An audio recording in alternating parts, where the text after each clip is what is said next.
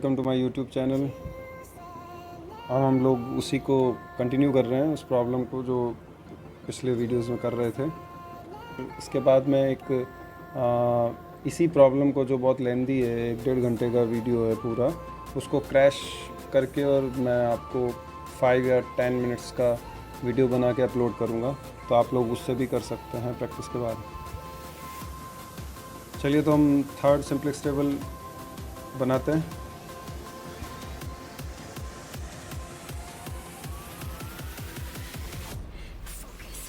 तो हम फटाफट अब थोड़ा सा स्पीड अप करेंगे। ये देखिए, थर्ड सिंपलेक्स टेबल में स्ट्रक्चर वही रहेगा, CJ, CB, B,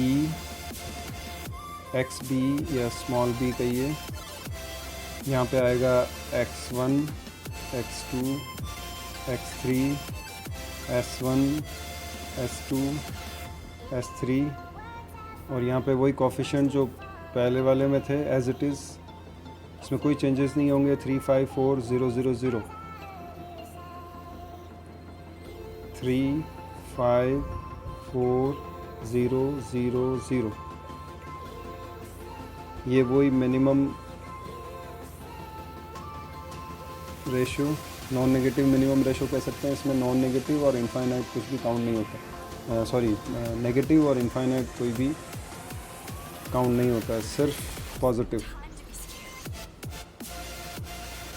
तो जैसा कि आपने पिछली टेबल में देखा है कि ये की कॉलम है और ये की रो है, ओके, और ये की एलिमेंट है। तो अब ये जो वेरिएबल है, ये इसका प्लेस एक्वायर कर लेगा, मतलब X3 यहाँ पे आ जाएगा। तो ये जो वेरिएबल है, ये कहाँ आ जाएगा? यहाँ पे।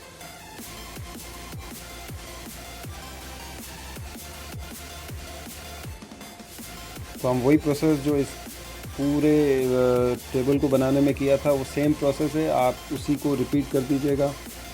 नो चेंजेस, बस कुछ चेंजेस ये हैं कि की कॉलम वाला वेरिएबल यहाँ से यहाँ चला जाएगा और ये वेरिएबल यहाँ से हट जाएगा।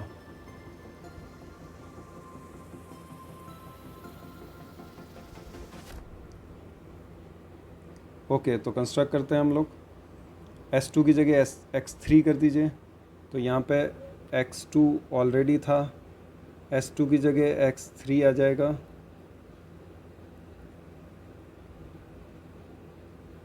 X2 और X3 और S3 एज इट इज़ रहेगा, इसमें कोई चेंजेस नहीं आएंगे। और इनके जो कोफिशिएंट्स हैं वो यहाँ से देख के कर सकते हैं आप।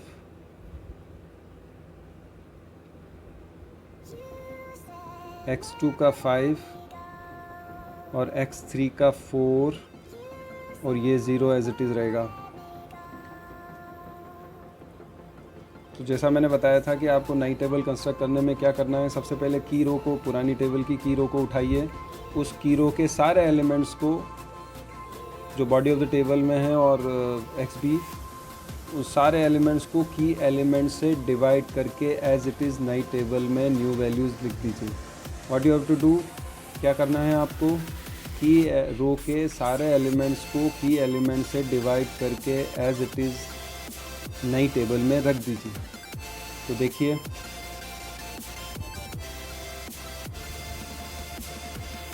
फर्स्ट यहाँ पे क्या था, 14/3। 14/3 को 5 से डिवाइड करिए, तो 14/3 डिवाइडेड बाय 5 तो आएगा 14/15। Okay, so put down.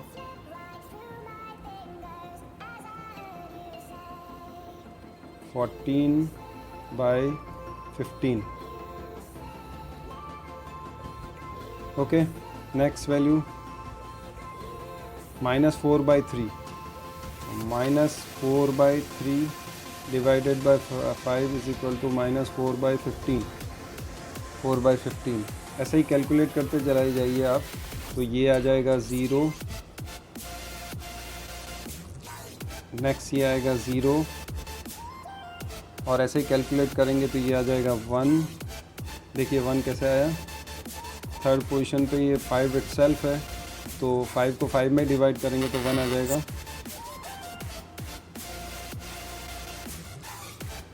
Then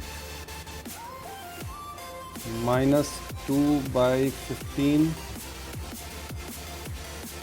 1/5। मैं थोड़ा फास्ट कर रहा हूँ इसको।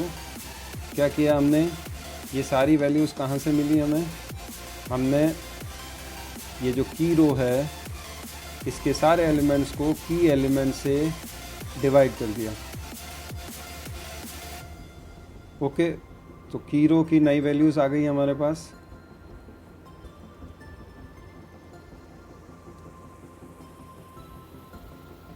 नाउ अब वही फार्मूला बाकी जो रोज़ हैं जैसे ये और ये, इसके सारे एलिमेंट्स को फाइंड आउट करने के लिए हमें वही फार्मूला अप्लाई करना है जो मैंने बताया था आपको। क्या फार्मूला था, new value is equal to old value minus corresponding की रो वैल्यू इनटू करस्पॉन्डिंग की कॉलम वैल्यू अपॉन की एलिमेंट बाई 3 लीजिए। ये ओल्ड वैल्यू करस्पॉन्डिंग की रो की कॉलम वैल्यू और करस्पॉन्डिंग की रो वैल्यू मल्टीप्लाई कर दीजिए। मैं यहीं पे करके बता देता हूँ आपको। ओल्ड वैल्यू 8/3 माइनस करस्पॉन्डिंग की रो की कॉलम वैल्यू इनटू करस्पॉन्डिंग की कॉलम वैल्यू की रो वैल्यू अपॉन की एलिमेंट। तो ये 0 हो जाएगा और 8/3। तो हमारा जो वैल्यू आई है वो आएगी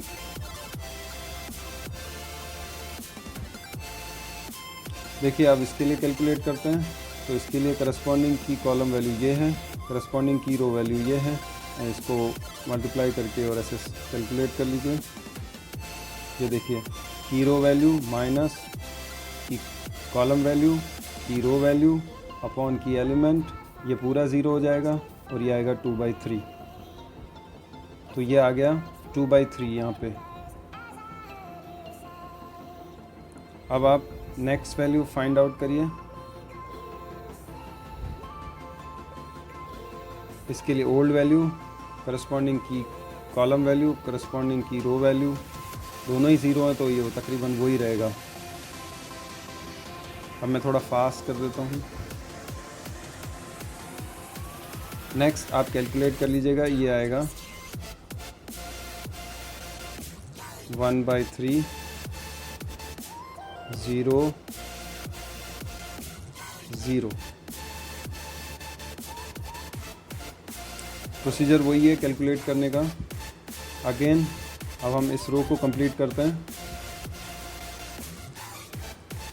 इसके लिए तो उस पोजीशन के लिए ओल्ड वैल्यू, इसके लिए ओल्ड वैल्यू माइनस करस्पॉन्डिंग की कॉलम वैल्यू इनटू करस्पॉन्डिंग की रो वैल्यू अपॉन की एलिमेंट। तो 29/3 माइनस 4 इंटू 14/3 अपॉन 5। तो 29/5 माइनस 56 अपॉन 15।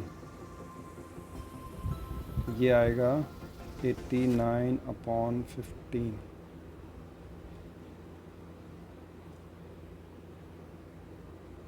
उसको नोट कर दीजिए।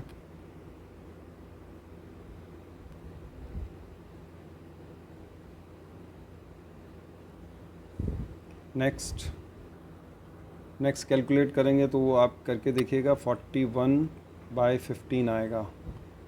कैसे करना है मैं करके बता देता हूँ आपको। ओल्ड वैल्यू करस्पॉन्डिंग की रो वैल्यू करस्पॉन्डिंग की column value. Old value minus corresponding की रो वैल्यू की कॉलम वैल्यू अपॉन की एलिमेंट। ये मल्टीप्लाई करेंगे इज इक्वल टू 41/15।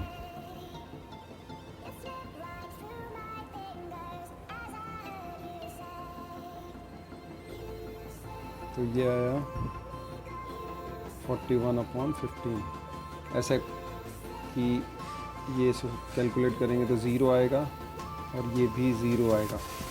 कैलकुलेट करके देख लीजिए आप। अब इसके लिए कैलकुलेट करते हैं करस्पॉन्डिंग की कॉलम वैल्यू, करस्पॉन्डिंग की रो वैल्यू।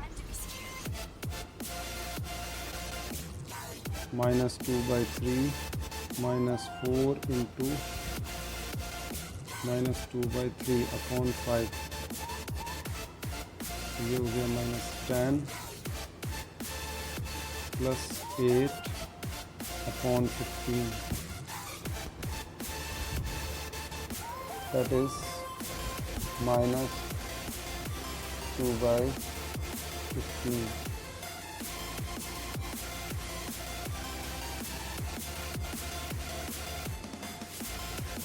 यहाँ पे आएगा -2/15।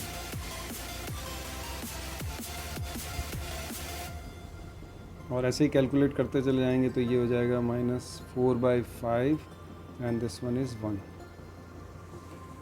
Yeah, again we have completed the table. Now the same procedure, वही प्रोसीजर बार बार रिपीट करना है। क्या करना है, यहाँ पे ZJ कैलकुलेट करना है। कैसे करना है मैंने बताया था आपको। This into this plus this into this plus this into this add कर दीजिए। तो ये कैलकुलेट करके देखिए 34/15।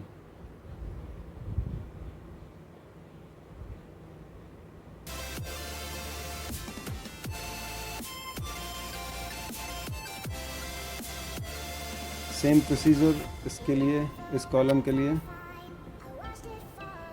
This into this plus this into this plus this into this, तो 5 into 0 plus 4 into 1 plus 0 into 0 is 4।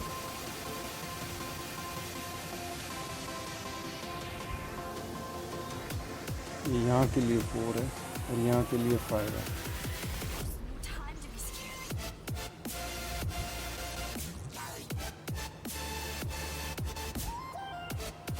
ऐसे ही आप कैलकुलेट कर यहाँ का भी कैलकुलेट कर सकते हैं। This into this plus this into this plus this into this. तो ये जब कैलकुलेट करेंगे तो ये आएगा 17/15। और this same, this into this plus this into this plus this into this.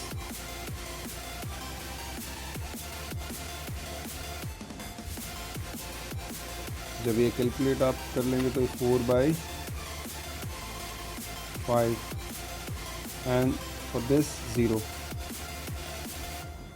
Now this much we have completed. Now next step, अगली step क्या है, CJ माइनस ZJ कैलकुलेट करना है। CJ माइनस ZJ, CJ ये है, ZJ ये है। करिए कैलकुलेट, माइनस करना है।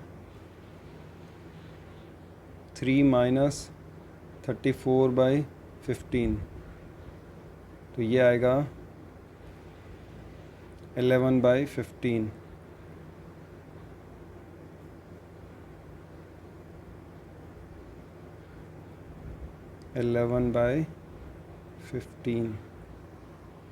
नेक्स्ट 5 माइनस 5,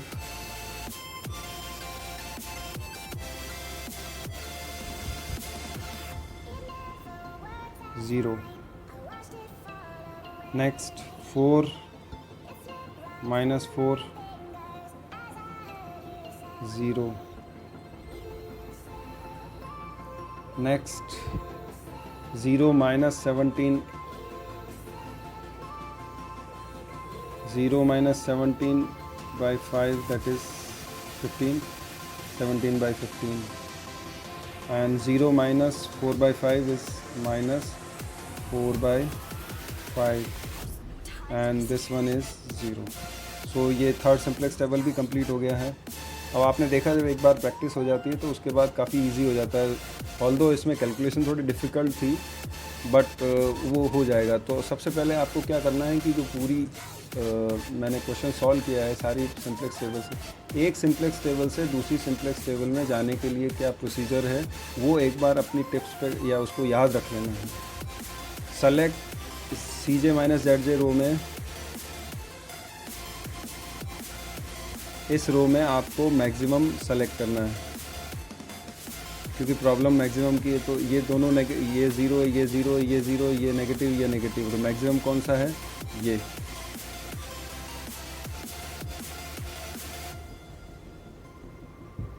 तो हम इसको मार्क कर देते हैं.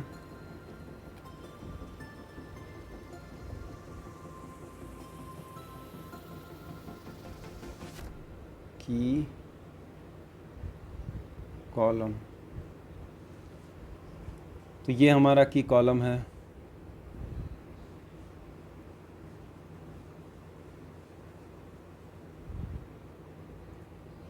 अब आप क्या करिए, इस की कॉलम और इन एलिमेंट्स को करस्पॉन्डिंग डिवाइड करना है. मतलब इसमें ये डिवाइड करना है, इसमें ये डिवाइड करना है, इसमें ये डिवाइड करना है.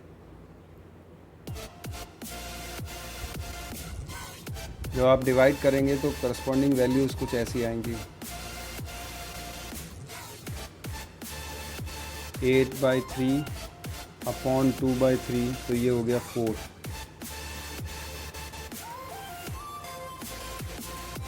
तो मैं इसको ये आया 4 और ये क्योंकि नेगेटिव आएगा, नेगेटिव वैल्यू आएगी तो इससे हमें लेना नहीं है. नेगेटिव वैल्यू टाइम सेव कर सकते हो आप, नेगेटिव वैल्यू को कैलकुलेट ही नहीं करना है. देन दिस अपॉन दिस तो 89 अपॉन 15 और 41 अपॉन 15 तो ये से कैंसिल हो गया. 89/41 ओके. तो ये वैल्यू आ गई 89/41. ये हमारी थर्ड सिंपलेक्स टेबल तैयार हो गई. तो आपने देखा कि ये कितना जल्दी हो सकता है एक बार प्रोसीजर समझ में आ जाए तो. अब मिनिमम रेशियो कॉलम में आपको मिनिमम वैल्यू सेलेक्ट करनी है. 89/41 मिनिमम है. ये वाली रो ये वैल्यू मिनिमम है. तो ये हो गया हमारा की रो.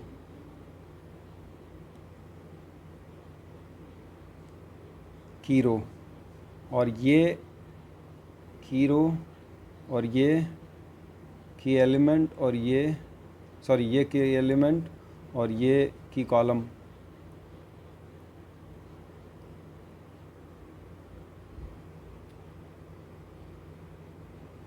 वापस से देखिए, ये की रो, ये की कॉलम और ये की element.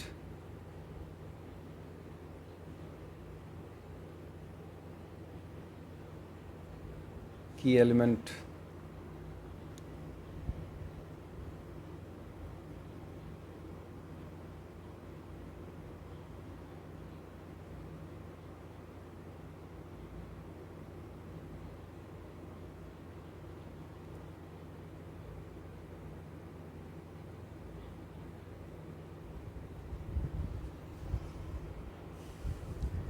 Same procedure fourth simplex table के लिए वो हम फटाफट कर लेंगे.